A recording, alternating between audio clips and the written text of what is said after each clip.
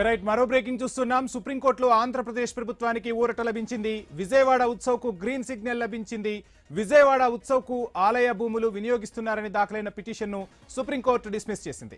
వ్యవసాయ భూములైతే రాష్ట్ర ప్రభుత్వం సంబంధిత ఆలయ అధికారులు చూసుకుంటారని జస్టిస్ విక్రమ్నాథ్ నేతృత్వంలోని ధర్మాసనం వ్యాఖ్యానించింది. మూడో వ్యక్తికి అభ్యంతరాలు ఏంటని అసహనం వ్యక్తం చేసింది ధర్మాసనం.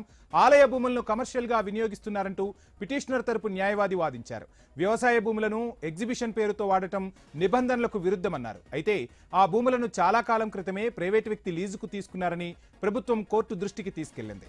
ఎవరికీ సమస్యలు లేవని కలెక్టర్ నేతృత్వంలో ఏర్పాటైన సొసైటీ ఆ భూముల నిర్వహణ చూస్తోందని సర్కార్ తెలిపింది. కార్యక్రమ నిర్వహణకు 56 రోజులకు 45 లక్షల రూపాయలు దేవాదాయ శాఖకు చెల్లించారని స్పష్టం చేసింది. విజయవాడ ఉత్సవ్ను నిలిపేందుకు రాజకీయ కారణాలతోనే భక్తుల పేరుతో అభ్యంతరాలు వ్యక్తం చేస్తూ పిటిషన్ వేశారని అడ్వకేట్ చెప్పారు. హైకోర్టు మధ్యంతర ఉత్తర్వులపై జోక్యం చేసుకోవాల్సిన అవసరం కనిపించడం లేదంటూ పిటిషన్ను ధర్మాసనం డిస్మిస్ చేసింది.